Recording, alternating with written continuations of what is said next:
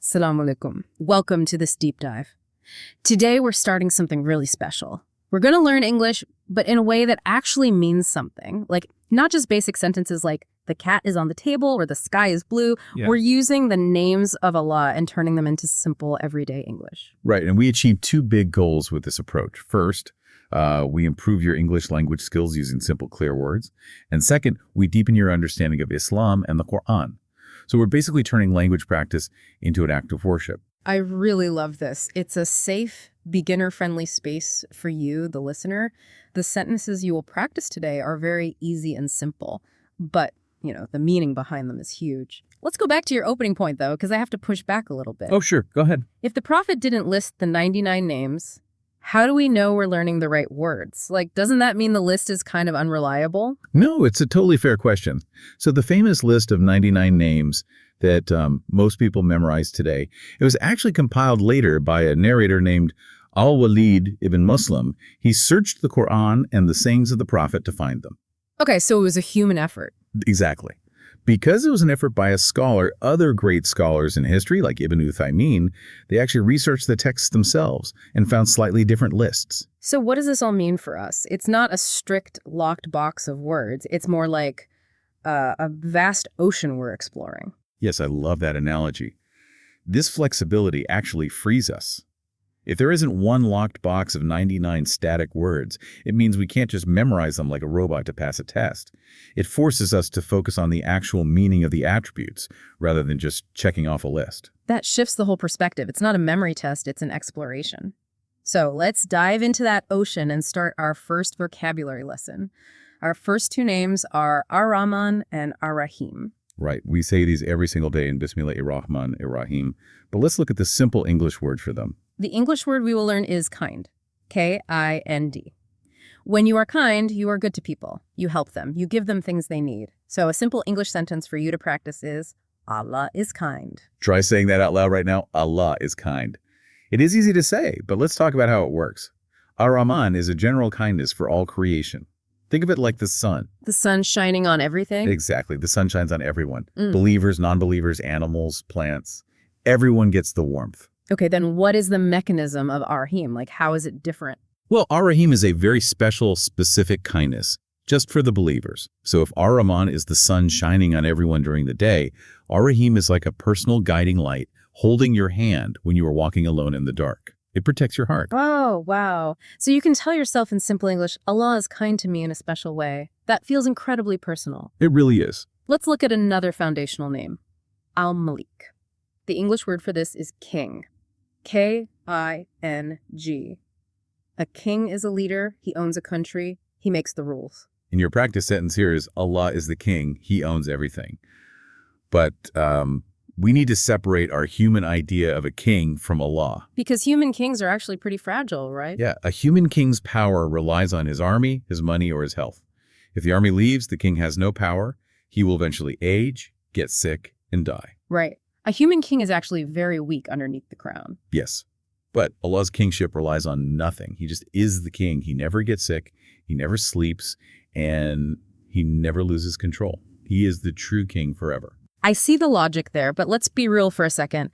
Knowing he is king of the universe doesn't automatically stop my heart from racing when I, read bad news on my phone. The anxiety is still there. Exactly. There's a gap between knowing he is in control and actually feeling calm in my chest. How do we bridge that gap? That is the perfect question, and it brings us to our next English lesson. We have two slightly more advanced words to learn. This is an upper A2 vocabulary lesson. The first word is distress. D-I-S-T-R-E-S-S. Let's define this simply for you. Distress means feeling very worried, upset, or in pain. If you lose your job or your child is sick, you feel distress. It's a heavy, dark feeling in your mind and body. Right, and the second upper A2 word is the cure for that. The word is reassurance. R-E-A-S-S-U-R-A-N-C-E. Reassurance is the feeling of becoming calm after you were worried. It's when you are in distress and someone you trust puts a hand on your shoulder and says, I promise everything will be okay, and you actually believe them. Your breathing slows down. Yes, that is reassurance. We all face distress in the modern world. I mean, we're overwhelmed by bills, relationships, and the news. But Allah gives us reassurance through his names. Let's look at As-Salam. This translates to the source of peace. Our English word is peace. P-E-A-C-E. Peace means quiet and calm, no fighting, no loud worries in your head. And the mechanism here is really important. Ah. Allah doesn't just sit there having peace. He gives it. He actively sends peace down into your heart when you ask for it. It changes your whole perspective. So your practice sentence is, Allah gives me peace when I am stressed. Let's repeat that. Allah gives me peace when I am stressed. It's a powerful tool to use when you feel distress. Now, what if the distress comes from actual fear? Maybe you're walking alone at night, or you're worried about your family's future. You need security. So we look at the name Al-Mumin, the giver of security. The English word here is safe. S-A-F-E. Safe means you are protected. Nothing bad will hurt you permanently. Your practice sentence is, Allah makes me feel safe. But we also have to deal with the reality that sometimes things do break. A friendship ends, a business fails, a heart gets broken. And honestly, saying I am safe doesn't fix a broken heart. Right. For the broken things, we learn the name Al-Jabbar. It translates to the restorer. Let's teach the English word first. The word is fix. F-I-X. To fix means to make something broken work again. Think about a broken bone in the human body. When a bone breaks, it's painful. It's a disaster. But how does the body heal it? That's the amazing part. When the body fixes a broken bone, it sends calcium and minerals to the break. The place where it broke actually heals to become the strongest part of the entire bone. It's much harder to break it there a second time. And that is the perfect way to understand Al-Jabbar. Allah doesn't just put, cheap tape over your broken heart. He restores it so the broken place heals, and you actually become stronger and wiser than before you broke. Oh, I love that. Your practice sentence is, Allah can fix my problems. Try saying it. Allah can fix my problems. I want to ask you, the listener, a direct question right now. Think about your life today. When you feel scared or when you feel distress, which name do you need most? Do they need a salam or Al-Jabbar? Exactly. Do you need a salam because your mind is noisy and you need peace? Or do you need Al-Jabbar because something feels broken today? Just pick one. Asking yourself that simple question in English changes your whole morning. But I want to shift our focus outside ourselves for a minute. We know the English words for our internal feelings: peace, safe, fix. But how do we see Allah's names when we walk outside? To understand this, we look at the deep wisdom of Al-Ghazali. He was a profound Islamic scholar from hundreds of years ago. He taught that the 99 names perform actual functions or jobs in two places. First, in the human soul, which we just discussed, and second, in the cosmos. The cosmos meaning the universe, the stars, the trees, the weather, physics. Yes. Al-Ghazali meant that the universe isn't just running on empty, blind physics. Gravity holding us to the earth, rain falling on dry soil, a bird feeding its chicks. These are actual physical expressions of me. Names like Ar-Rahman operating in real time. Wow. So gravity is a kind of mercy. Rain is a kind of provision.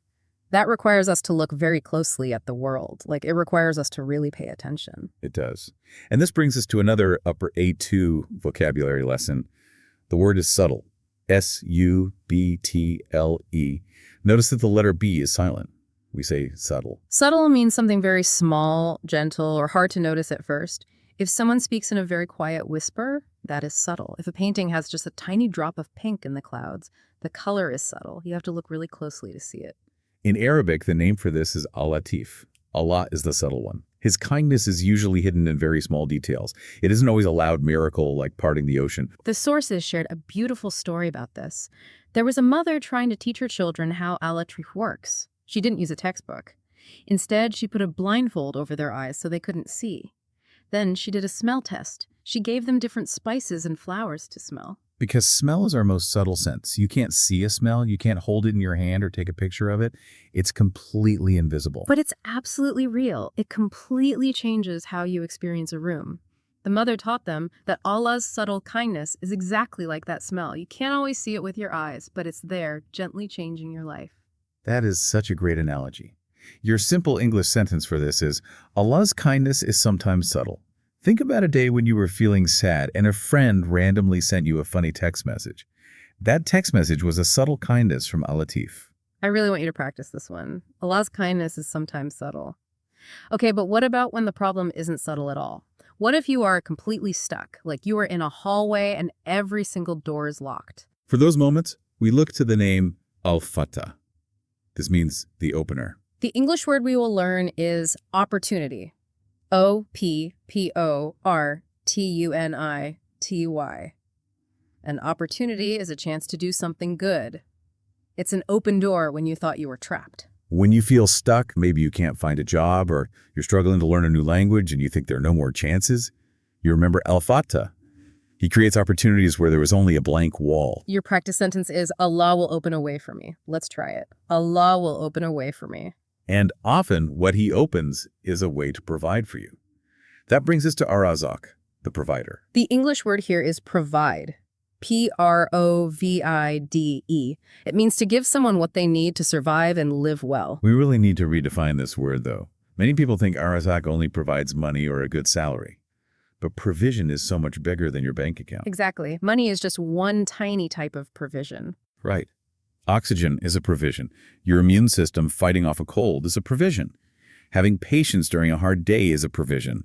A friend who listens to you without judging is a huge provision. Try saying this simple English sentence out loud right now. Allah provides for me. Notice how it changes the feeling in your chest. When you realize that your health and your friendships are provisions, it just shifts the heavy weight of the future off your shoulders. It really does. We've covered some incredibly deep concepts today. But let's be practical. 99 names is a huge number. And 99 new English concepts is a lot of learning.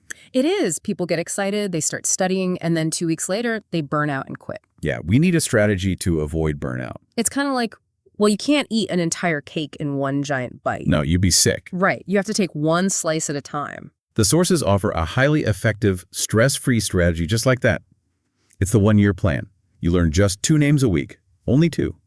You learn the Arabic, the simple English word, and the simple English sentence. If you eat just those 2 slices a week, by the end of the year, you will know all 99 names. 2 names a week. Even the busiest person can do that. It takes maybe 5 minutes. But the goal isn't just to pass an English test, right? Definitely not. And that brings us to our final upper A2 English word. The word is internalize. I-N-T-E-R-N-A-L-I-Z-E. This is a beautiful word. Keep the respect for yourself high here.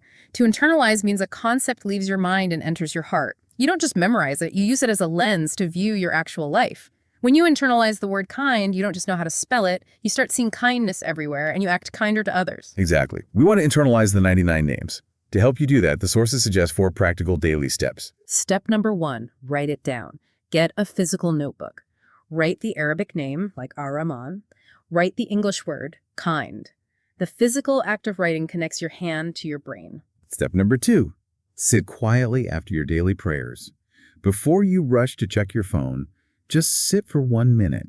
Say the name you are learning and think about what it means in your life today. Step number 3, make one simple English dua, or prayer, using the new word. This proves you have internalized the English. If the word is fix for Al-Jabbar, you say, oh Allah, please fix my problem at work today. You are using real English for a real problem. And finally, step number 4, the treasure hunt. Look for the name in your day. Ask yourself, did you see Ar-Razak, the provider, in your breakfast this morning? Did you see Al-Hafiz, the protector, when you drove your car in bad weather and arrived home safely? Oh, the treasure hunt is my favorite. It means your English lesson doesn't stop when this deep dive ends. You are practicing your English in your mind all day long. You see a beautiful sky and you think, Allah created that. You feel a moment of quiet and you think, Allah gives me peace. You're taking the learning out into the world. It becomes a completely new way to see your life. So as we wrap up today, let's do a short reflection and duet together. We'll use the English we talked about. Ya al-Alim, the all-knowing. Grant me the ability to truly know you. Ya al-Wadud, the most loving. Make this language learning a journey of love. We want to thank you, the listener, for spending this time with us. Your assignment today is to start your 1-year plan. Pick just 2 words. Write them down. Practice the simple English sentences. And pay attention to the subtle things today. Look really closely at the world around you. Before we go, I want to leave you with one final incredible concept from the sources. We talked earlier about the Prophet, peace be upon him, not giving a strict list. But there is another authentic hadith that says something even more profound. Wait, what does it say? It says that Allah has names that he has kept entirely to himself. Names hidden in the knowledge of the unseen. He hasn't told humans these names. He hasn't even told the angels. Wait, really? So the 99 names we are trying to learn, that's not even all of them? No. The 99 are just the ones he revealed to us because they are what our human minds can handle. Now think about this. If the 99 names we do know are enough to heal our broken hearts, enough to give us peace in distress, and enough to describe the complex physics of the entire universe. Wow. If that's what the revealed names do. Imagine the unimaginable beauty of the names he has saved for us to discover in the next life. We aren't just exploring an ocean, we're just standing on the very edge of the beach. Just the edge of the beach. What an amazing thought to carry into our day. Keep practicing your English, keep looking for those subtle mercies, and we'll catch you on the next deep dive.